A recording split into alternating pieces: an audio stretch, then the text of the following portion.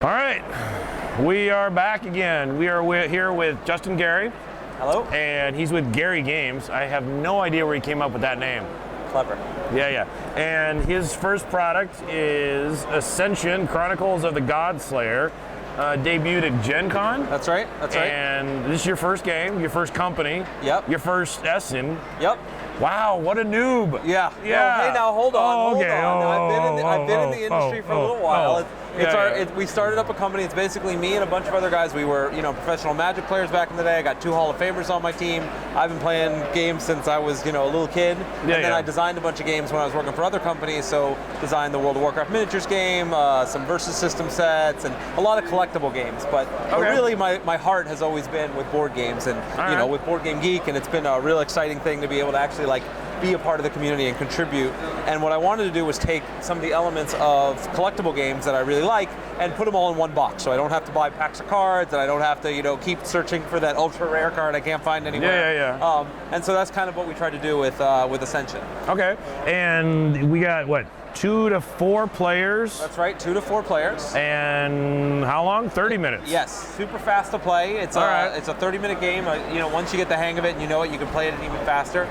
Very pretty art. Oh yes, we found we got a great artist, Eric Sabe, designed all the art for it to create a whole unique look, a very very unlike anything else that's out there. We created a whole story and a backstory and a world that we're going to be revealing over the coming months, and have some stories on our website through art and additional releases we're going to do. And in fact, players are going to have the ability to influence our storyline when we start running our storyline tournaments.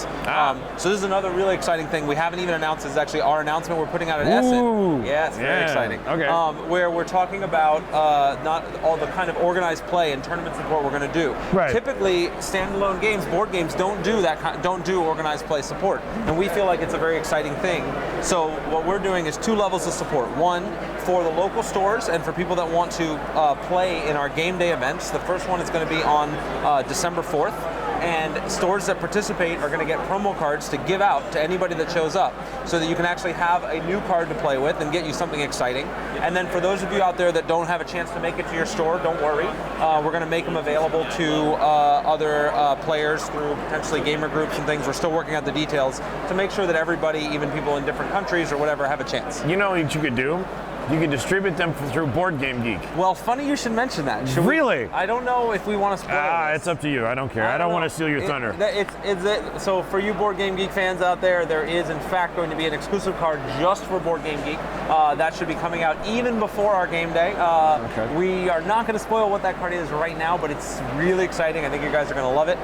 And so this is just for the BoardGameGeek community, because you guys are really, they're really important to us. So a lot of reasons why we've been able to do so well is because people on BoardGameGeek have tried out the game, they've commented on it, they've told their friends. That's how a small company like this can survive. We don't have the marketing budget, so it's about making good games, talking to people, supporting the community, and having them support us. So great. I'm actually really looking forward to meeting a lot of you. We're going to be at the BoardGameGeek Con.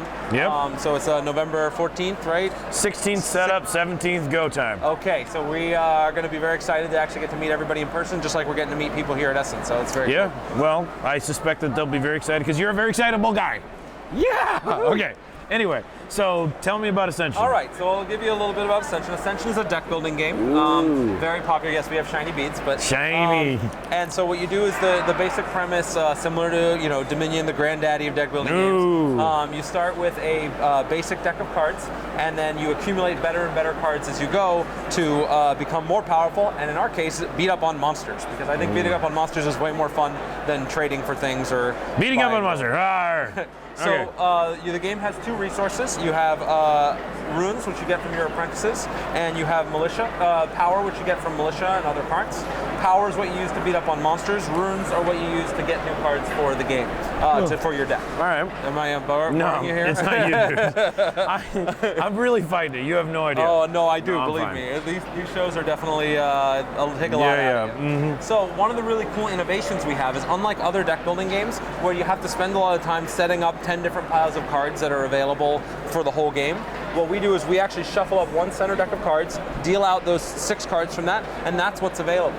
Whenever you buy one of those cards, or you defeat a monster from there, you actually take the card, and then a new card comes up to replace it. So each game is going to be different. You have to react to what's going on the board, what your opponent's doing. Like if we're playing against each other, and you know I'm on a Mechana strategy, which is one of the options, you can try to get rid of this card by either banishing it or buying it to prevent me from being able to get it. So in that way, it's very similar to like drafting in a collectible card game like Magic, where you want to sort of read the table and see what's going on with other players and be able to pull those off. So that's one of our really cool innovations, is this rotating center row that makes every game different and changes things up.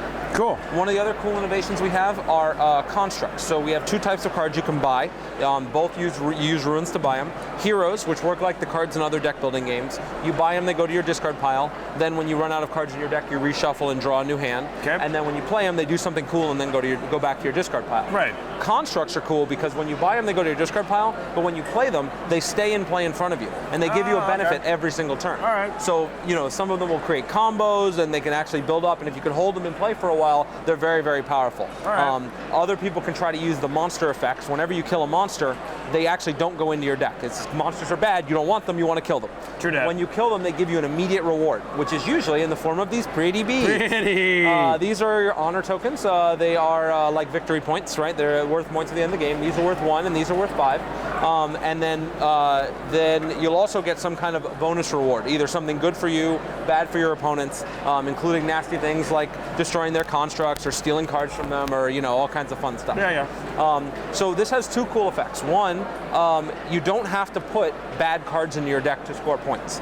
This is one of the things that's always bugged me about other deck building games, that I have to buy these cards that don't do anything in order to win. Now I can actually just get, kill things to get points, or every single card you buy is worth points at the end of the game. So the combination of how many honor tokens you win and how many honor worth of cards you have will determine who wins the game. And does the cards that you start with, are they going to stay in your deck for the rest of the deck? Well, not necessarily. So there are certain cards that you can get, like this guy here, where you take out your where you're able apprentice to and replace it with something else. Exactly. We have things that we call it banishing, that you send it away to the void and they get it out of your deck. So for those people that like a thin deck strategy, where you can kind of get nothing but awesome cards, which I definitely like, you can banish cards out of your deck.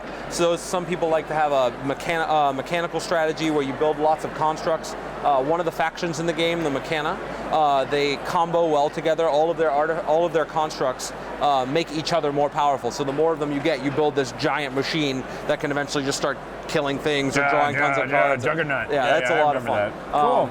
So we have different factions in the game that sort of help tell the game's story, and each one has its own kind of strategy and pattern that it uses. You don't have to take cards all from the same faction, but they can kind of guide you in your strategy and where you want to go. I understand. Sure. So, I mean, how many different unique cards do you actually have in a set? Sure. So it's 200 cards that come in a box. Of those, there's about 48 uniques, I think, somewhere in that neighborhood.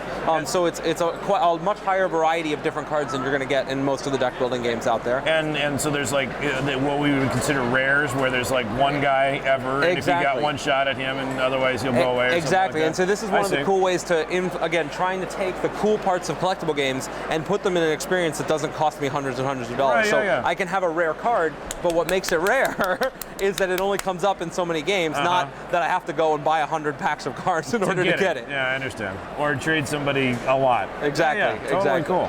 And so obviously, you can buy expansions. I feel like that this kind of a game would work well with expansions. It's funny. I sense expansions in your future. Yes. Since we've gotten such a great response, we're definitely doing an expansion.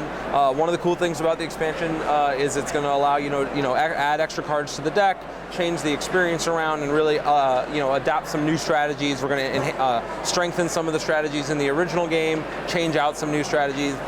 We have a couple of other cool surprises that we're going to throw out there, but I'm not spoiling those yet. That's quite right. We actually have a bunch of fans on BoardGameGeek that are helping us playtest this game. We put out a call for the fans to come and join us and join our playtest group, so that we can actually get immediate feedback from the fans while we're working on the game. So that's what we do. Yeah, it's really cool. I mean, I really just love being able to engage the community, get that instant feedback, good and bad. Not everybody loves us, no, that's all right. So I accept that. Well, actually, you know that you're doing the right thing if you have critics. Yeah. Right. I mean, and the louder they are, the more you're doing okay. Yeah, that's what I figure. Yeah. That's what they keep telling me. But Right. anyway, I understand. Oh, I've had a lot of good times. Even when I was working on other games, people called for me to be fired when I was at my last job because I designed too many broken cards in a collectible game in Versus. So you get used to it after you make games for a while. Very cool. So obviously, you've had great response at Gen Con. You said you had great response here. Obviously, we're going to see a great response at BGG Con. Yeah. Awesome. It sounds like Gary Games is off to a decent start. Yeah, it really is. We started working on this game about a year and a half ago. Yep. And it was just a game that I sort of designed. It was the game I wanted to play, right? Like my friends and I, we would sit around the living room playing games all the time. We still sit around, we'll play whether we were playing Dominion or we play Citadels or Race for the Galaxy or whatever. And then finally it was like, all right, listen, let's make one of our games for this. And so we, designed it and played it a bunch, and I invited more friends to play, and we got such a good response. Eventually it was like, hey, why don't we actually just produce it ourselves and put it out there? And so it was really this sort of, dream come true kind of experience to be able to put it together. Very nerve-wracking, when you first show off the game, but the response has been great, and we're going to keep doing more stuff. But what prompted you to not seek out one of the many, and I do mean many, publishers in the world or even just in the U.S.? Why did you need to strike out on your own? You greedy bastard. I mean, if I were greedy, man, I would sell out. I'll tell you what, it's way easier, man. Actually, starting up a game company is not an easy thing. Let me tell you, it's a lot of work. But in the end, it's a little bit of pride. It's a little bit of I wanted to go through that experience. I wanted to take something that was from its core idea, get together, everybody on the team. We brought almost the whole team here out to Essen. We're actually going to be staying in Europe for another week. The whole team just staying out to party in Europe and hang out and celebrate. We're going to go to Amsterdam. Yo, dude, we should talk out. Oh, dude, we going after on Monday. Excellent. Anyway. That's what all right, well, we'll do this offline. So we're going to Amsterdam on Monday, and then we're going to go back and actually play in the Magic Grand Prix in Bochum next weekend. Oh, wow. So I haven't actually played Magic in years now. I mean, I'm back from my days when I, won a Pro Tour and stuff. Now it's been, I'm old and rusty, so you can watch me embarrass myself in Grand Prix Bochum next weekend. But it's it's just a group of friends that have been doing this for a while, finally working for other people doing it or just playing the games, and finally just come together and make it. I mean, there's six of us. I was going to ask. Yeah, it's like six people. This whole company that we put together, and a lot of us had to do other jobs during it. Apparently, it isn't called Six of Us Games. It's called Gary's Games. Yeah, well, when it was just me sitting at home in my living room getting it started, that was how we got there. But no, also, that's cool. I got the ego to match the game design credits. No, that's not true. Well, cool. So I got to know. I mean, this is your first Spiel. I mean, you didn't even take the time to come to Spiel before you brought your game. Yes. I'm not saying that was stupid, but but I'm thinking it. But no, I'm not thinking it. Actually, I'm kind of curious. I mean, coming in cold, what you had to have been a little nervous. Terrified. I'll bet. I mean, so look, Gen Con. I've been going to Gen Con 8 years now. Whatever. I know Gen Con like the back of my hand. I knew how to work the angles and go in relatively cheap on a low budget, but still have a big impact. Here, it's like, well, we got to fly the team to Europe. We got to spend a ton of money. We're going to have a big haul. We got to send all of our product, airship it all over, so we have product here, and not know any of the process. Just hope that everything arrives. Hope that we have a good position. Hope that people here love it. Like the game. I mean, I felt like I had a much better sense. I know the U.S. community much better, and in Europe, I just didn't know.